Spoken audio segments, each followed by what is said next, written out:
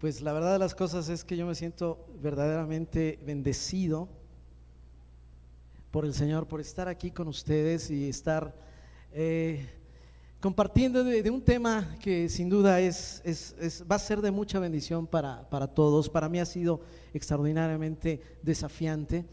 Y bueno, ¿cuántos estamos entendidos que estamos viviendo en México tiempos de transición, tiempos importantes? A ver, quiero ver tus manos. Ok, allá arriba, ¿sí?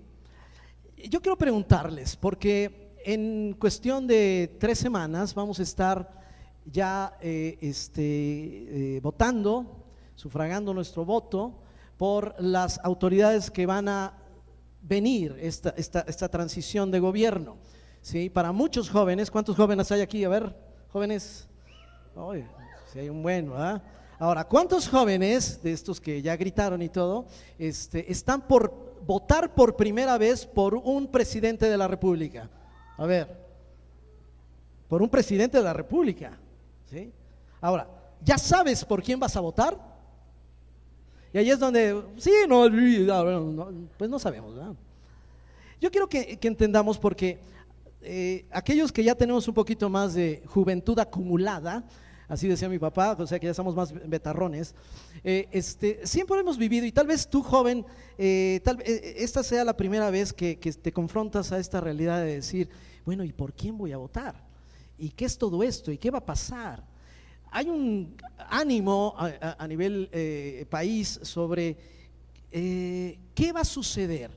Para aquellos que ya hemos tenido esta experiencia, ya hemos vivido transiciones de gobierno desde lo que era esta partidocracia o gobierno totalitario, ¿sí? Y la transición a una democracia, y después esta democracia, todos estos ajustes que ha tenido y demás. Pues a mí me queda claro que desde Miguel de la Madrid, ¿sí? Yo tuve la oportunidad, entrando a la universidad, ya siendo universitario, votar por el primer presidente de la República. Y sexenio tras sexenio siempre ha habido una gran pregunta, y seguramente hoy seguimos confrontando esto: ¿quién va a ser el bueno? ¿Qué va a pasar? ¿Sí? ¿Qué va a suceder? Si queda fulanito, pues está esto. Si queda perenganito, pasa esto. Y que las encuestas y todo este rollo mediático, que a veces dices, mejor apagas ya la televisión o el radio, porque es un bombardeo de ideas tremendas. Y Dios me puso en el corazón hablar un poquito sobre la iglesia y el gobierno. Qué buen tema, ¿no? ¿Qué pasa con la iglesia y qué pasa con los gobiernos establecidos en nuestra sociedad, ¿sí? ¿Y qué podemos pensar? ¿Qué dice la palabra de Dios? La palabra de Dios dice dice el Señor a través de Pablo, que la palabra de Dios es inspirada por Dios. Digan esto: inspirada por Dios. Es decir, que esta palabra tiene sustento celestial. Y es útil para enseñar, para redarguir, para corregir, para instruir en justicia, a fin de que el hombre de Dios, hombre y mujer, si entendemos esto, esté plenamente capacitado para toda buena obra. Y esto es importante entender, porque las buenas obras que Dios quiere establecer en tu vida y en mi vida, y en este país, en esta nación, ¿sí?, se van a reflejar a través de quienes representamos el reino de Dios aquí en la tierra. Y yo quisiera preguntarme, la iglesia y el gobierno, ¿cómo interactúa? ¿Cómo podemos entender el papel que juega la iglesia de Jesucristo frente a las autoridades que están o se han establecido en esta tierra? ¿Sí? Y yo quiero empezar primeramente definiendo lo que es la iglesia. Vamos a la siguiente, si me hace un favor allí, cabina. ¿Qué es la iglesia? Es una pregunta a lo mejor muy básica, ¿no es cierto? Porque nosotros formamos iglesia, pero en el corazón de Dios siempre estuvo el establecer algo superior a lo que vemos en lo natural. El Señor Jesucristo a sus discípulos, cuando ellos le pidieron que les enseñara a orar, Él empieza a darles un modelo de oración. ¿Se acuerdan? ¿Cuántos se saben el Padre Nuestro? No todos, sí. A ver, yo creo que por una u otra forma este modelo de oración no lo sabemos, ¿no? Y cuando le está enseñando a sus discípulos, ¿sí? Ahí en Mateo 6, del 9 al 10, Él dice: por eso ustedes deben orar de esta forma: Padre nuestro que estás ¿en dónde? En los cielos, santificado sea tu nombre. Y aquí introduce algo Jesucristo muy importante. Dice: venga tu reino, venga tu reino. Y después dice: hágase tu voluntad aquí en la tierra como es allá arriba. Entonces, cuando estamos hablando de un reino, ¿qué significa? Que hay un rey, ¿no es cierto? ¿Y qué hacen los reyes? Gobiernan, reinan, y un reino se establece en reglas, en protocolos, en jerarquías, ¿sí? Para poder extender el dominio de un rey. Entonces, lo que está diciendo aquí Jesucristo es que Él deseaba que entendiéramos que hay un reino en los cielos superior a lo que vemos aquí en la tierra, y que es importante que se establezca aquí en la tierra, ¿sí? Ahora,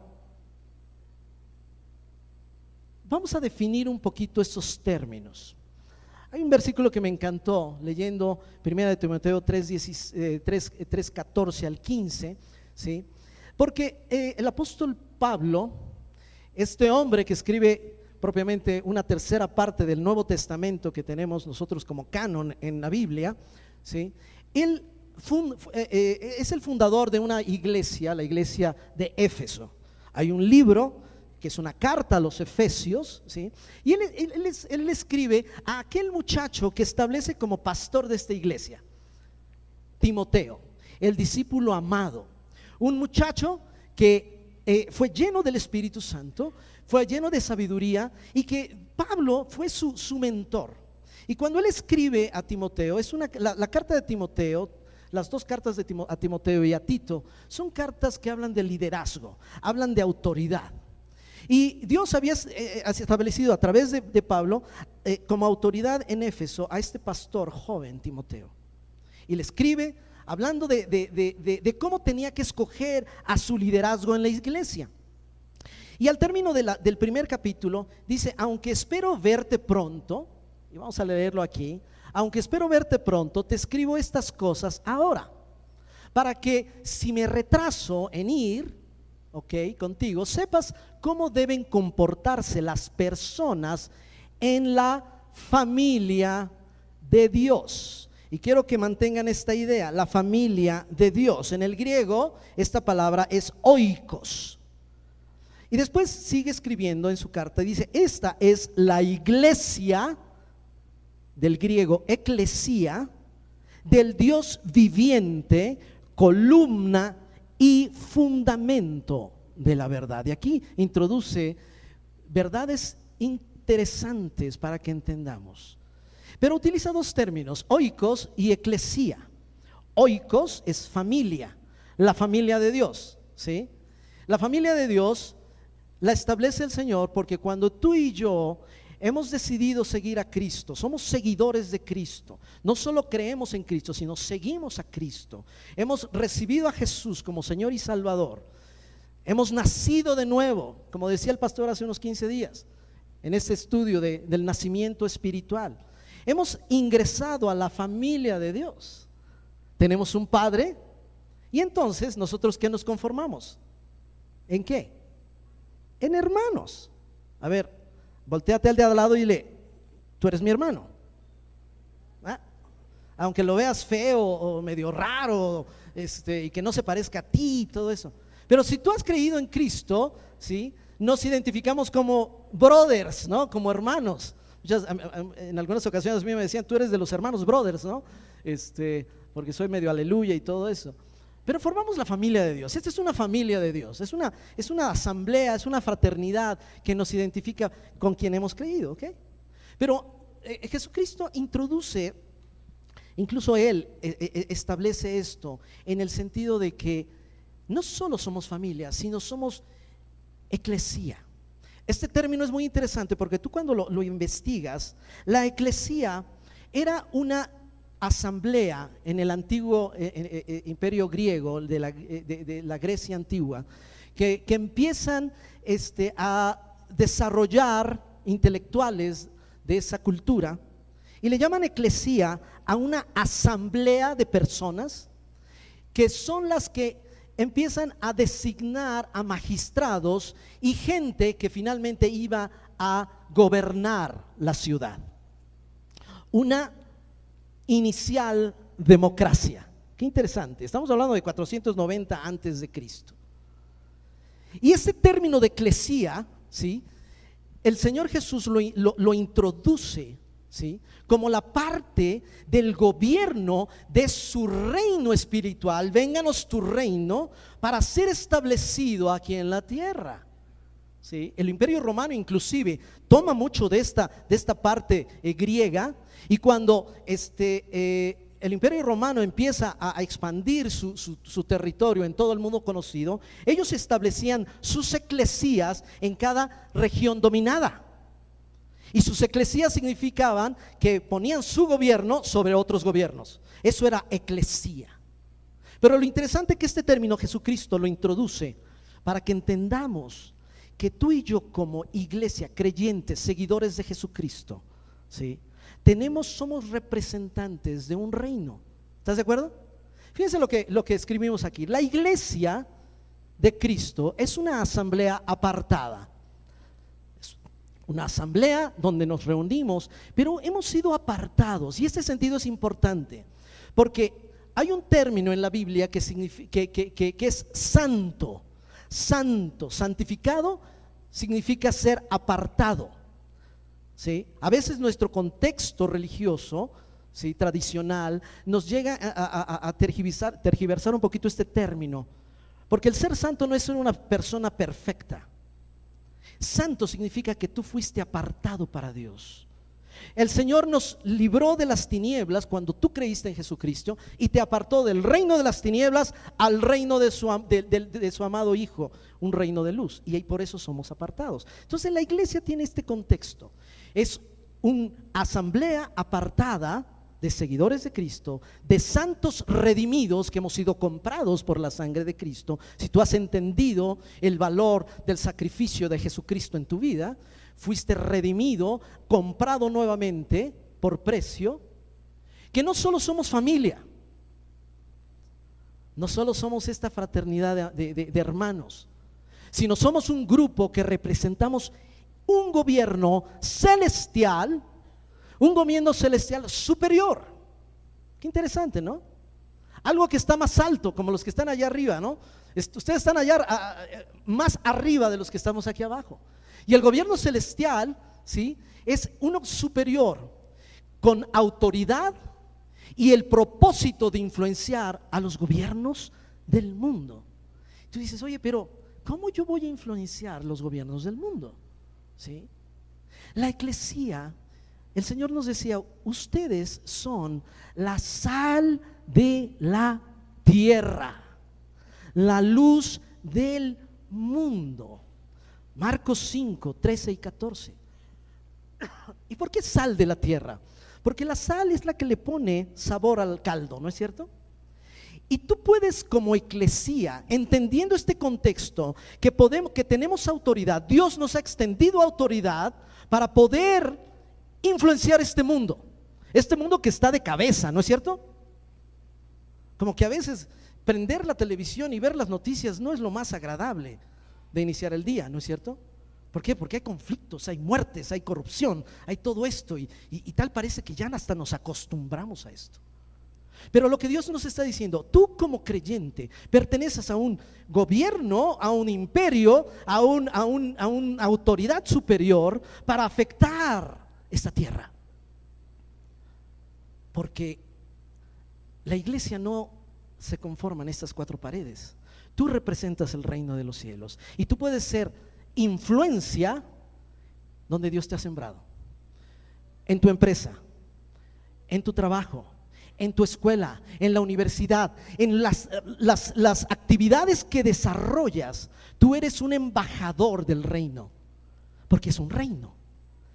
El embajador representa al rey, al presidente, a la autoridad más alta de un gobierno, ¿no es cierto? Y entonces nosotros podemos entender que sí hay forma de afectar este mundo, esta tierra, de un reino celestial, ¿sí?, superior a los reinos o a las autoridades establecidas en la tierra. Y lo que quisiera sembrar en tu corazón es este hecho, ¿sí?, que Dios desea, para que podamos poner en la justa perspectiva de qué vamos a hacer, cómo conciliamos con todo esto que estamos viviendo. ¿Estamos de acuerdo? Ok. ¿Están conmigo? Ok. ¿Cómo interactúa? Vamos adelante. ¿Cómo interactúa la iglesia con los gobiernos del mundo? Porque por lo que acabamos de decir, hay un gobierno superior, que es el reino de los cielos, ¿sí?, que el Señor Jesús estableció en la tierra. Jesucristo desde que Él empieza su ministerio aquí en la tierra, cuando es embestido, es bautizado, ¿sí?, en el Jordán. Juan el Bautista lo bautiza y vemos la expresión del Padre, Hijo y Espíritu Santo, y el Padre hablando: este es mi Hijo amado en cual tengo complacencia.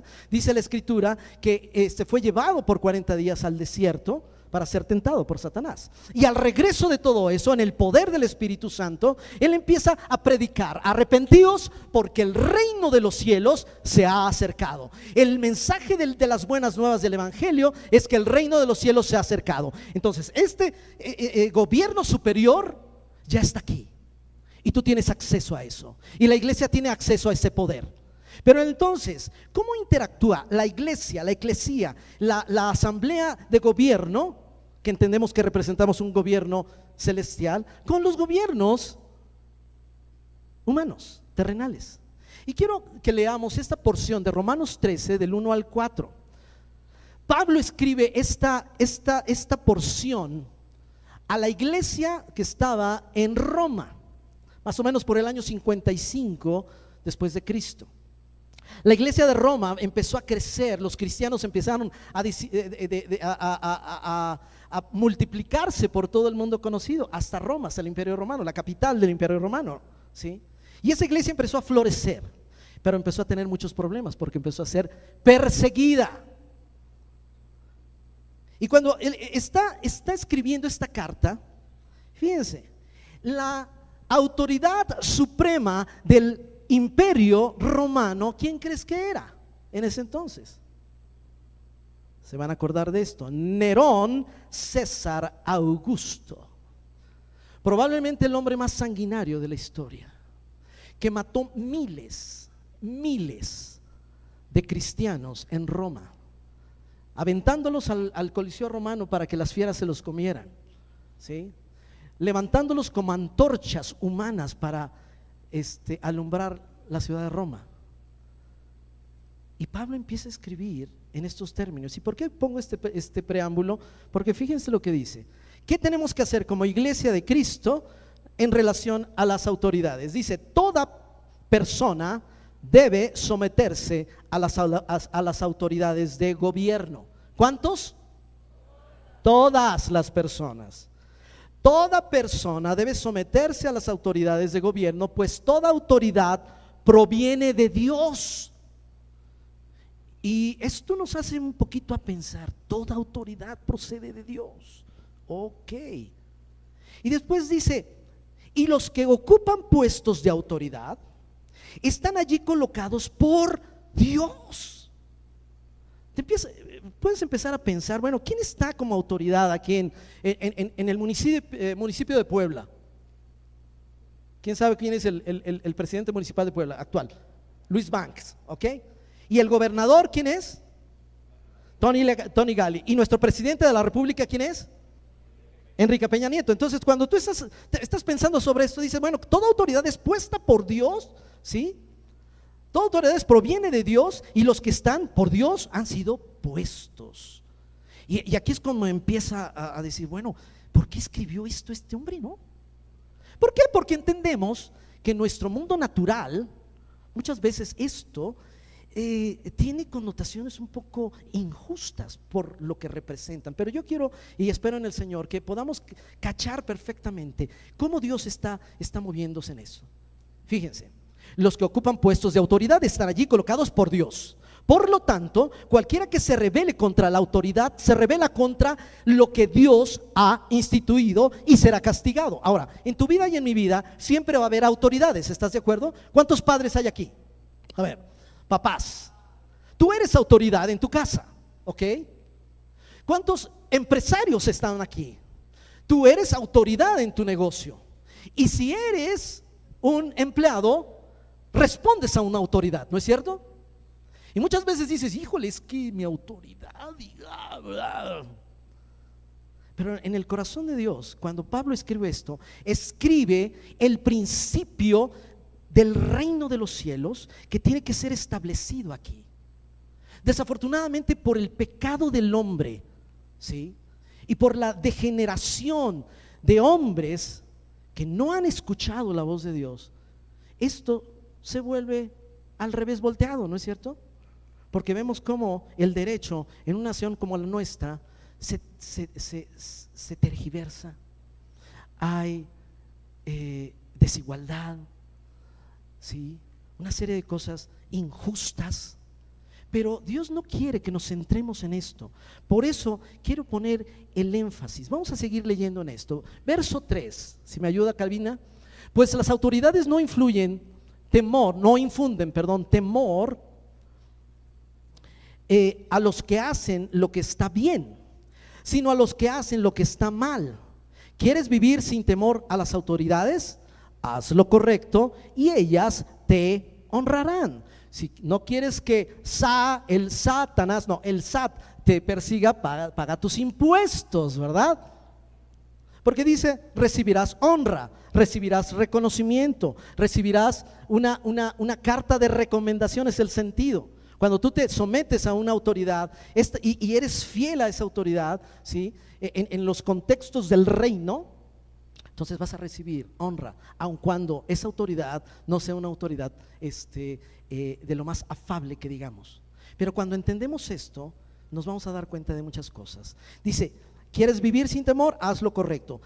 Verso 4, las autoridades están al servicio de Dios para tu bien.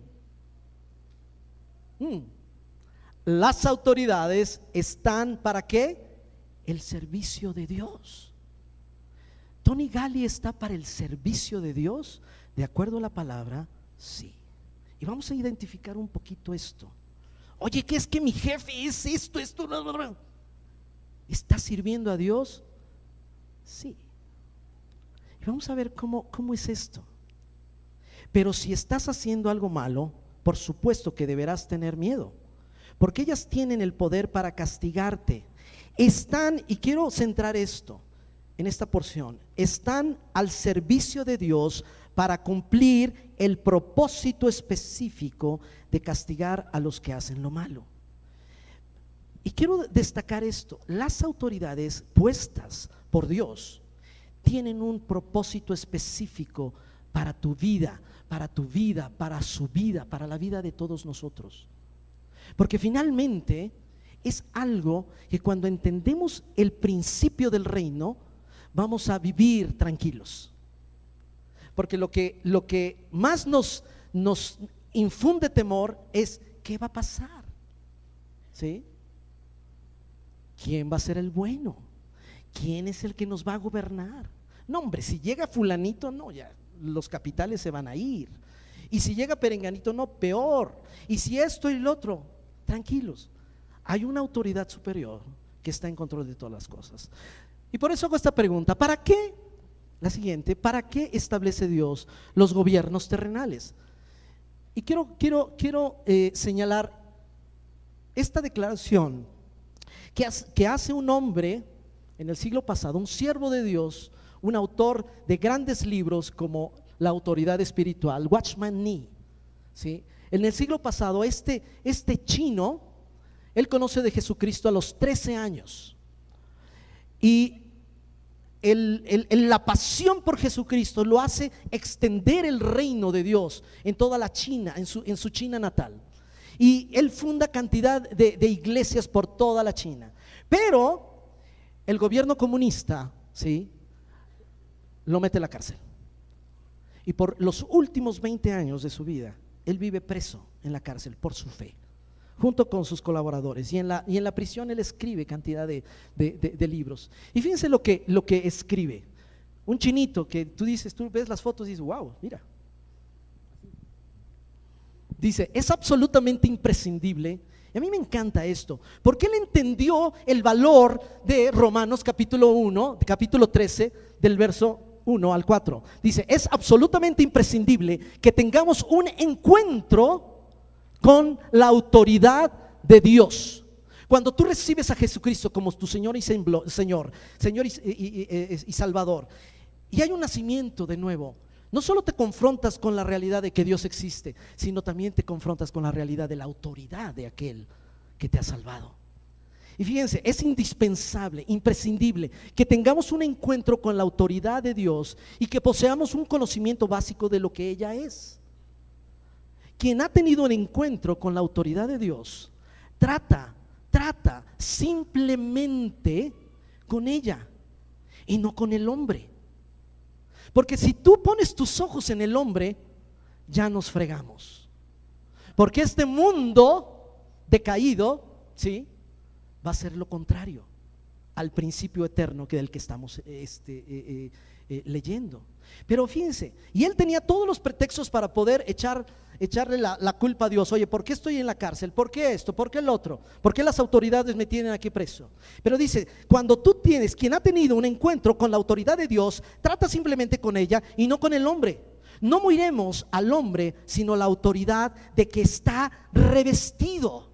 Porque si Dios puso una autoridad en tu vida que tal vez ni siquiera sea cristiana, esa autoridad tiene un propósito de parte de Dios para generar algo en nuestras vidas. Vamos adelante. Los gobiernos, la siguiente, los gobiernos o autoridades terrenales están hechos y diseñados para cumplir propósitos específicos hacia sus gobernados, bajo la soberanía de un gobierno y autoridad superior, que es la de Dios. Cuando tú concilias que ¿para qué? Si tú te preguntas ¿para qué Dios puso a esa autoridad? No te preguntes eso, sino ¿por qué la puso aún en tu vida? Porque las autoridades, todas las que están sobre nosotros, ¿sí?, ya hablamos de los papás. En esta congregación Dios levantó una autoridad, que es el pastor Alberto Parás y su esposa Caro.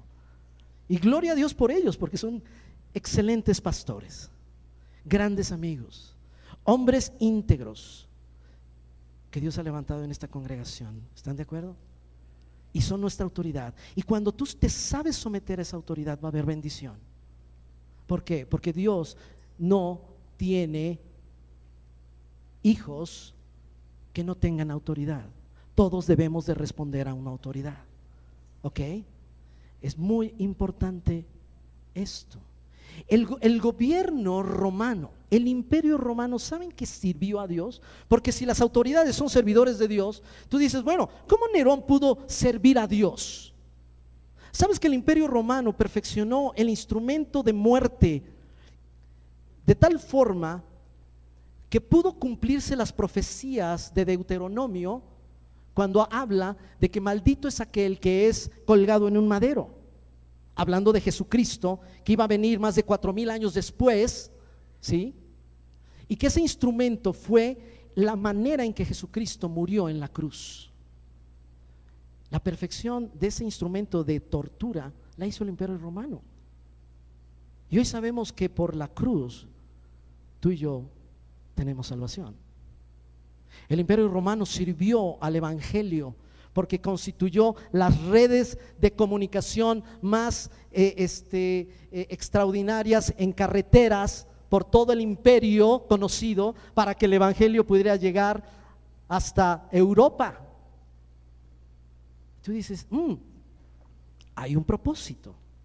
Sí, no eran hombres afables, pero Dios siempre utiliza las cosas para bien. ¿Estás de acuerdo? Sí. Ahora, vamos adelante. ¿Para qué funda Dios las autoridades? Y yo creo que lo primero que tenemos que poner en nuestro radar es que Dios establece las autoridades para reconocer, digan reconocer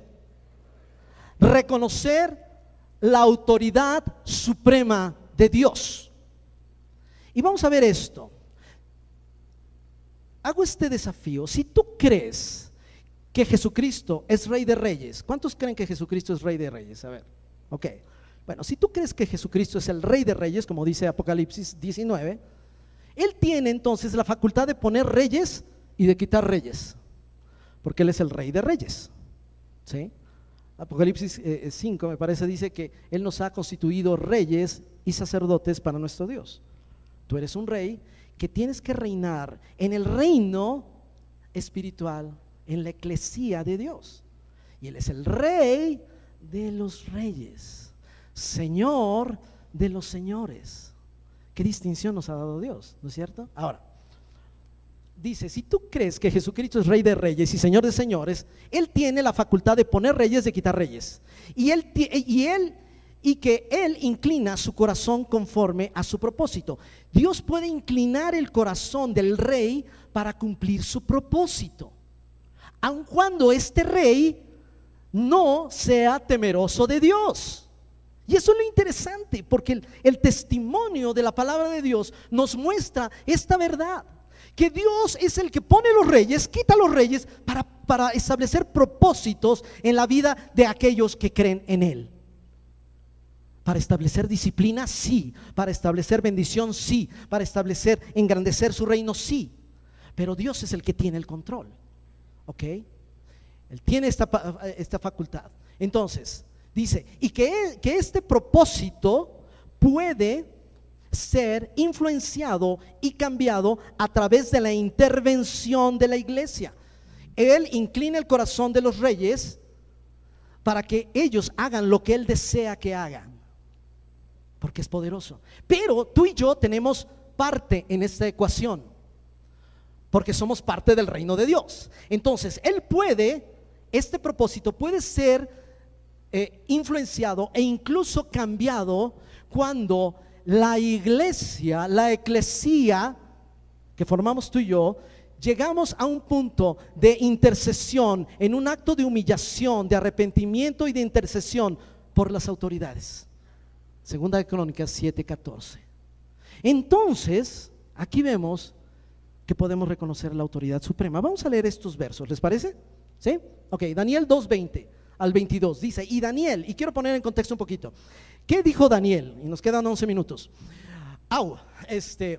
Daniel, el profeta Daniel, un jovencito de 18 años que es llevado cautivo al reino de Babilonia, 700 años más o menos antes de Cristo, 600 y piquito antes de Cristo. Todo el pueblo de la nación de Judá, el reino del sur, es llevado a Babilonia cautivo, 70 años cautivos, por la desobediencia que mostraron delante de Dios. Y Dios pone a este muchachito, ¿sí? Delante del hombre más poderoso de la historia en ese momento, Nabucodonosor. Nabucodonosor tuvo un sueño que nadie podía revelar, y por ahí surgió, pues hay un judío chavito que él te puede interpretar el sueño. Entonces lo llaman y este muchachito se presenta ante este rey, y fíjense las palabras de él. Dice, y Daniel habló y dijo, sea bendito el nombre de Dios de los siglos en siglos, porque suyo son el poder y la sabiduría. ¿De quién es el poder y la sabiduría? Del Dios, ¿ok? Él muda los tiempos y las edades, quita reyes y pone reyes, y dice, da la sabiduría a los sabios y la ciencia a los entendidos. Él revela lo profundo y lo escondido, conoce lo que está en tinieblas y con él mora la luz. Él sabe exactamente quién tiene la verdad. Entonces estos debates que hemos estado presenciando, cómo dicen cosas de uno de otro, ¿no? ¿Y quién tiene la razón? ¿Quién tiene la verdad? ¿Sabes que Dios tiene la verdad? Él sabe quién está mintiendo y quién no está mintiendo, ¿sí? Pero Él pone reyes y quita reyes. ¿Estás de acuerdo? Ahora, quiero leer rápidamente nada más algo que después de que Daniel expresa estas verdades, le contesta al rey Nabucodonosor su sueño, ¿sí? Y el rey Nabucodonosor queda perplejo porque él representaba el reino de los cielos. ¿Estás de acuerdo? Y fíjense cómo termina esta parte, esta porción del capítulo 2. Entonces el rey Nabucodonosor se postró sobre su rostro y se humilló delante de Daniel y mandó que se les ofrecieran presentes e incienso. Cuando se dio cuenta este hombre de que el chavito le había dicho todo lo que había soñado, un sueño verdaderamente complicado, ¿sí? Reconoce la autoridad de Daniel como un representante del reino. Y fíjense, dice, y el rey habló a Daniel y dijo, ciertamente el Dios vuestro es Dios de dioses y Señor de los reyes, y el que revela los misterios, pues pudiste revelar este misterio. Un rey pagano, malo, pero reconociendo al Dios, porque Daniel, este chavito, supo ser de influencia ante reyes, ante sus autoridades. Ahora, vamos adelante. Proverbios 21:1 dice, el corazón del rey es como un arroyo dirigido por el Señor. Dios tiene el corazón de las autoridades en su mano y Él sabe cómo dirigirlos para que puedan tomar decisiones correctas. Sí, solo sí hay una iglesia que está tomando su autoridad y orando por sus autoridades, ¿sí? Quien lo guía por donde Él quiere. Ahora, fíjense lo que dice 2 de Crónicas 7:14, y esta es la intervención nuestra en la ecuación del Señor. Si mi pueblo sobre el cual se invoca mi nombre, se humilla y ora y busca mi rostro y se aparta de sus malos caminos, yo le escucharé desde los cielos, perdonaré sus pecados y sanaré ¿qué? ¿Tú crees que Dios quiere sanar esta tierra de México? Yo creo que sí, pero depende de nosotros ponernos en la brecha para que entonces Dios, que es el que pone reyes y quita reyes, establezca el correcto. Y eso nos libera de todo este temor. ¿Sabes qué? Dios sabe quién va a quedar como presidente de la República. Pero ojo, no tienes por qué tener temor, porque si tú ya entendiste que hay un reino superior sobre los reinos de la tierra, entonces está todas las cosas en control. El tema es poner tus ojos delante de Dios. Yo quiero nada más, y me quedan 7 minutos, señalar algo. Isaías capítulo 1, rápido, les voy a leer esta porción. Hay 2 testimonios en la Biblia que quiero mencionar. Número 1 es Isaías capítulo 1. Isaías capítulo 6, verso 1. En esta porción de la escritura, y se los pongo rápido, estábamos viendo al profeta Isaías hablando de que él vio al Señor después de que ocurrió la muerte del rey Usías. Dice, en el año que murió el rey Usías, vi yo al Señor sentado sobre un trono alto y sublime, y sus faldas llenaban el templo. Lo que sucede aquí es que hubo una transición de gobierno. Estamos en una transición de gobierno. ¿Qué hace Dios en una transición de gobierno? Él está preocupado por si queda uno o queda el otro, o si este partido es el bueno. No. Cuando el rey Usías muere, el rey Usías fue un rey bueno del reino del sur. El reino de Israel fue dividido después de que reinó Saúl, David, Salomón, y los descendientes de Salomón, ¿sí?, se dividen, ¿sí? Roboam y Jeroboam. Jeroboam se va al norte y Roboam al sur, y se establece el reino del norte, Israel, con capital en Samaria, y el reino del sur, ¿sí?, Judá, con capital Jerusalén. Y Usías era un rey bueno, hizo lo bueno delante de Dios, promovió la palabra de Dios y la enseñó, y Dios lo engrandeció terriblemente hasta que él se enalteció y fue humillado de parte de Dios. Y entonces tuvo que morir, y la transición de gobierno decía, ¿y quién va a quedar? Bueno, en ese entonces no había democracia, ¿estás de acuerdo? Era por linaje. Y quien tenía que pasar por linaje era Jotam, su hijo. Pero en ese sentido, pues esa era peor. Por lo menos en una democracia puedes votar por alguien. Y en ese caso, pues el que seguía, pues era el hijo del rey, ¿no? Y si el hijo del rey era bueno, pues bien, ya te fue bien. Pero si era malo, Dios, pues ya marchamos, ¿no? ¿Y qué sucede? Lo vuelvo a leer, Isaías 6, 1. Y en el año que murió el rey Usías, vi yo al Señor, dice, sentado sobre un trono alto y sublime. ¿Qué estaba haciendo Dios en esa transición de gobierno? Reinando, sentado en su trono, como un Dios que es sosteniendo toda la creación, ¿sí? Porque Dios no se apanica de lo que va a pasar, ¿ok? Dios no está comiéndose las uñas, porque Él es soberano, es supremo. Ahora, el otro caso, y solo lo quiero citar, Jeremías 27, 1 al 11. Aquí Dios habla a su profeta, el profeta Jeremías, porque él iba a juzgar al pueblo de Israel, ¿sí? Y él levanta a Nabucodonosor, del que ya hablamos en Daniel, ¿sí? Y lo curioso de todo esto es que Dios utiliza a Nabucodonosor, un paganote, malo, para juzgar a su pueblo, ¿sí? Y este hombre, fíjense lo que dice aquí.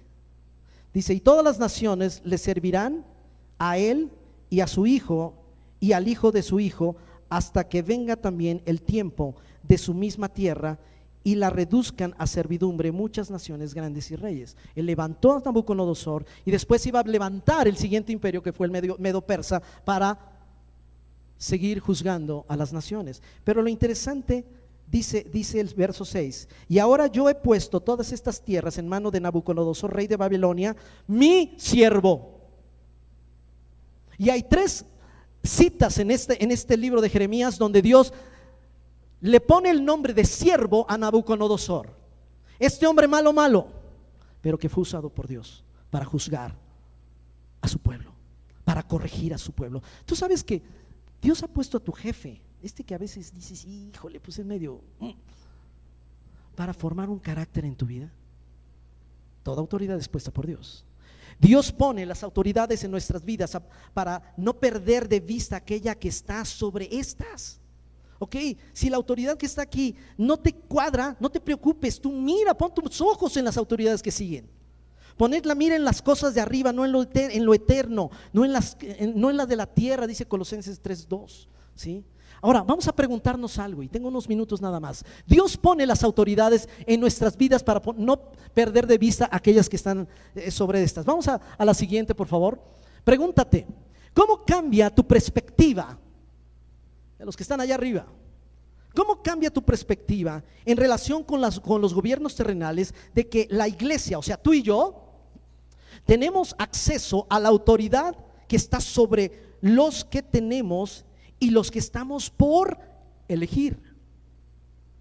¿No te da más tranquilidad de entender que Dios tiene todas las cosas bajo su control? Amado, Dios es soberano y no estamos creyendo en un Dios menor. Él tiene el control, porque el destino de esta tierra fue escrito por el dedo de Dios. ¿Cuántos han cantado el himno nacional? Y cuando Bocanegra y Nuno escribieron y compusieron este himno precioso, no se imaginaron la trascendencia de lo que estaban hablando, porque el destino de esta tierra por el dedo de Dios se escribió, y el destino de México está en el corazón de México, del Señor. ¿Por qué no le damos un aplauso al Señor? Aleluya. Ahora quiero terminar con esto porque ya me acabé el tiempo. Yo te pregunto, ¿hay alguna autoridad puesta por Dios en tu vida a la cual tú no te sujetas adecuadamente? Hay que ser muy autorreflexivos, porque ciertamente si tú no te sometes a la autoridad que ha puesto sobre ti, ¿sí?, bajo los principios, y no es un tema ahorita para estudiar, del reino, te estás rebelando contra aquel que puso esa autoridad. Como cristiano, ¿qué ocupa más en tu mente y charla acerca del gobierno? ¿La crítica o la oración? ¿Ustedes reciben memes en sus redes sociales? ¿Sí? Hay unos muy buenos, ¿no? A veces las autoridades no ayudan mucho, ¿estás de acuerdo? Pero depende de cada uno de nosotros, con este conocimiento, ¿sí?, ver cómo reaccionamos referente a las autoridades. Porque si Dios puso a nuestro presidente Peña Nieto, tenemos que estar orando y honrándolo. Honrar su investidura, porque Dios lo puso. Muchas veces no lo entendemos, pero Dios va a sanar esta tierra a través de la iglesia, a través de personas que están transmitiendo el mensaje del evangelio a otros e influenciando a otros. Acabo de saludar a un amigo, ¿sí?, compañero de mi hermano mayor, que vino a la reunión anterior y me dice: yo tengo 8 años de haber conocido al Señor, y me acuerdo cuando recibí a Cristo, toda mi familia se vino sobre mí, y me dio tanto gusto verlo, porque yo amo a mis amigos de la escuela y yo deseo que todos vengan al conocimiento del Señor, pero depende de nosotros extender esto. Termino con esto: acuérdate que sobre el alto vigila otro más alto, porque seguramente en los casos, y no quiero citar muchos casos, yo creo que todos tenemos testimonios sobre abusos de autoridad. ¿Estás de acuerdo? Pero entendamos esto. Fíjense lo que dice Eclesiastés 5:8.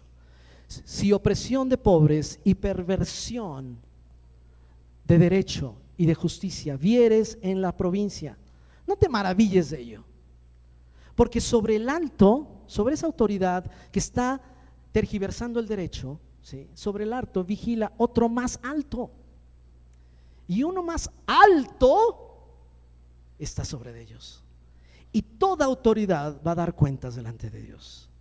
Así es que descansemos en paz. El reino de los cielos no consiste en bebida ni en comida, en cosas naturales. El reino de los cielos está establecido en justicia, paz y gozo en el Espíritu Santo. Así es que podemos gozarnos en el Espíritu Santo. Yo quiero invitar al grupo de alabanza para terminar con una oración. Y antes que nada, vamos a cantar un canto. Equipo de alabanza, ¿ya está por ahí? Porque como autoridades que Dios nos ha levantado, dándonos esta investidura de iglesia, de eclesía, de gobierno, en esta asamblea de santos, familia que somos, tenemos una participación indispensable en el futuro de esta nación. ¿Estás de acuerdo? Dios va a poner a quien tenga que poner, pero no sin antes la iglesia clamar por esta nación. Por eso hemos establecido 40 días de oración, ¿sí? En los próximos 20 días vamos a tener elecciones. Unos van a votar por primera vez y otros vamos a votar por sexta, séptima vez, seguramente. Pero Dios va a establecer su reino y sanará nuestra tierra. Yo te invito a que te pongas de pie y vamos a terminar esta reunión orando al Señor y dándole gracias a Él, porque Él es nuestra autoridad suprema. ¿Estamos? ¿Te da confianza esto que nos ha hablado el Señor? Él está sobre todos los reinos y Él tiene propósitos eternos en nuestra nación, en nuestra tierra, en este amado México lindo y querido. Y quiero decirles algo: nuestra ciudadanía como cristianos ya no está aquí en la tierra. Nos gozamos de ser mexicanos, pero nuestra ciudadanía está en los cielos y somos peregrinos. Pero Dios está dejando huella en nuestra nación de quién es el Rey de Reyes y Señor de Señores.